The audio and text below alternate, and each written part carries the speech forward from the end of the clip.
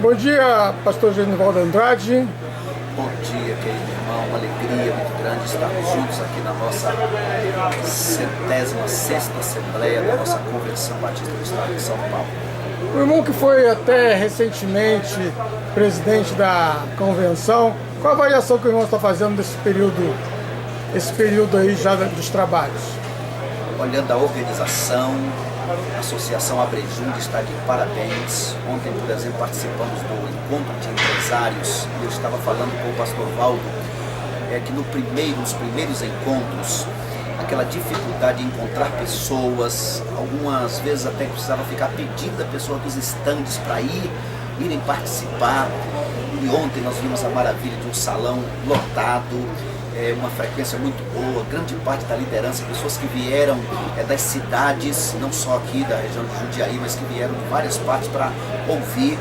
Então isso é crédito, isso é a resposta de que vale a pena insistir, vale a pena dar aquele nosso melhor, né, para que um trabalho como esse aconteça. Pastor, o irmão tem acompanhado esse desenvolvimento aí do Trabalho Batista e o irmão está lá no litoral. Como está o litoral, o Trabalho Batista lá no litoral? Deus tem nos dado o privilégio, irmão Vital, de perceber a unidade dos pastores. Para mim, no ministério, isso é uma coisa das mais importantes. O próprio Jesus disse, né, que o mundo vai crer quando nós formos um. E a coisa mais triste é ver pastores desunidos, porque quando pastores estão desunidos, igrejas ficam desunidas. Então, Deus tem nos dado esse privilégio. Hoje, ordem de pastores, seminário, associação, trabalho em harmonia. Houve um tempo em que é um trabalho da associação, tem um grupo que vai, é dos pastores, só um outro grupo vai. Então Deus tem nos dado esse privilégio. Deus tem levantado líderes maravilhosos, como o pastor Sérgio Luizeto, o pastor Alípio, que agora está na primeira de Cubatão, o pastor Anderson, que agora está saindo da região, mas que é um cooperador valoroso, de forma, irmão Vital, que temos visto esse crescimento, primeiro, da unidade dos pastores, consequentemente das igrejas na região, e aí a gente vai vendo que vale a pena. Havia um ditado de que pastores que queriam morrer iam para o litoral, que era um cemitério de pastores. Hoje já não é mais assim. Hoje o litoral é buscado pelos pastores que querem exercer um grande ministério. O irmão está em Itapema, em Guarujá? Itapema, Guarujá. Primeira Igreja Batista no Itapema, no Guarujá. Pois não, pastor. E com relação ao trabalho batista aqui no estado de São Paulo, que o irmão tem um conhecimento grande, já que o irmão foi presidente até recentemente, como está o trabalho? Como é que o irmão tem acompanhado, assim, mesmo não estando mais na diretoria, não estando mais na mesa, como o irmão tem acompanhado o trabalho batista aqui no estado de São Paulo? Apesar de não estar na diretoria, mas como foi no ano passado, continua aquela agenda intensa. Então Deus tem me dado o privilégio de ir assim constantemente nas associações, nos encontros de pastores, né, para participar, ser preletor. E o que a gente percebe é que houve em todo o tempo. Há aqueles que ficam à margem, há aqueles que apenas criticam, mas há também aqueles que cooperam. Isso em todos os tempos, em todos os lugares foi assim. Vivemos um tempo aí de expectativa de novas lideranças.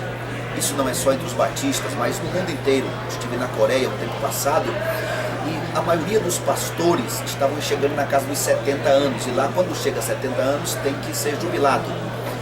E a grande expectativa deles, do pastor Poyang Cho, do pastor Kim, do Billy King, que está vindo aqui também agora, esses todos já estão chegando aos 70 anos. E agora? Da mesma forma no Brasil, isso também nas nossas igrejas.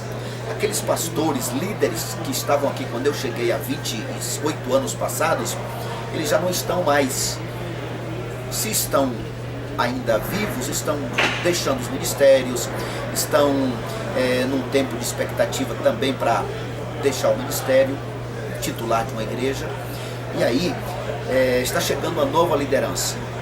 Quem vai ser estes novos líderes? É claro que Deus, que teve um Samuel para substituir o Eli, que teve o Josué para substituir o Moisés, ele sempre tem os seus novos líderes. Mas eu vejo assim que é um tempo de nós orarmos para que Deus nos ajude a nos manter na linha certa, a linha da cooperação, a linha da unidade. Pois não, pastor. E com relação assim ao trabalho mais de missões lá, parece que tem um trabalho agora em Santos, da Cristolândia, mas um trabalho missionário, como está sendo desenvolvido ali na Baixada? Sim, Deus nos deu o privilégio de ter entre nós uma irmã chamada Márcia Salgado. Essa irmã foi voluntária por muitos anos e agora, sabiamente, a Junta de Missões Nacionais a convidou para fazer parte do seu quadro de missionários. Também nós temos um outro valoroso, que eu mencionei o nome há pouco, pastor Alípio Coutinho Júnior, que hoje é o representante de missões nacionais para o estado de São Paulo. Mundiais. E ele missões mundiais para o estado de São Paulo. E ele é pastor da região. Então, quer dizer, líderes principais das duas missões estão ali em nossa região. Além desse trabalho, vamos dizer, de promoção nas igrejas, de motivação nas igrejas, está havendo um despertamento para ações na área social, trabalhos com ONG, por exemplo, a própria Cristolândia. Cristolândia, eu diria que é a onda que Deus tem levantado nesse tempo. Nós temos em nossa região muitos que têm sido alcançados, e aí várias casas de passagem sendo criadas nas igrejas, na região, e quando precisa, então, manda para Cristolândia, que manda para outros pontos. Então eu creio que trabalho como estes, hoje, por exemplo, a nossa igreja tem uma ONG, uma média de 200 pessoas, com cursos diversos de artesanato, de karatê, de jiu-jitsu, de profissionais, né? Como se diz, porteiros com ênfase em segurança. Então, são coisas assim que a igreja está despertando. Quando a igreja faz, por exemplo, eventos ponte, por exemplo, dia do soldado, dia do professor, são coisas que a igreja faz, de fato, de coração, quer abençoar, mas também é uma forma de estabelecer uma ponte. A gente diz assim, que o ideal é que eu estabeleça uma ponte do meu coração para o coração daquelas pessoas, e através dessa ponte, Cristo venha a passar. Então, quando pensamos em missões, pensamos em ações que a igreja faz não apenas nas quatro paredes, que muitas vezes é o metro mais evangelizado de todos os tempos, mas quando a igreja sai das quatro paredes. Eu creio que está havendo um despertamento. Pois não, pastor. E a nossa igreja lá em Itapema, como é que está aquela beleza?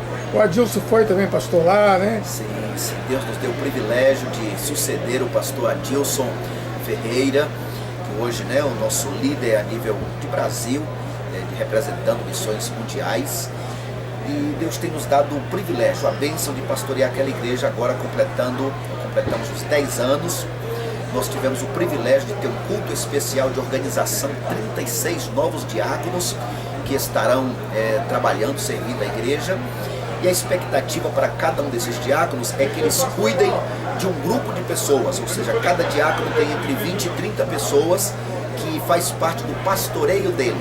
Então imagine como fica fácil para o pastor, sabendo que tem estes auxiliares valorosos fazendo o trabalho. Então uma coisa é você cuidar de 500, de 1000, de 8, né?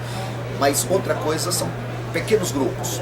Eu louvo a Deus por isso. Outra grande bênção são as células, grupos onde pessoas se reúnem uma vez por semana, em dias diversos, especialmente nas terças-feiras, mas dias diversos.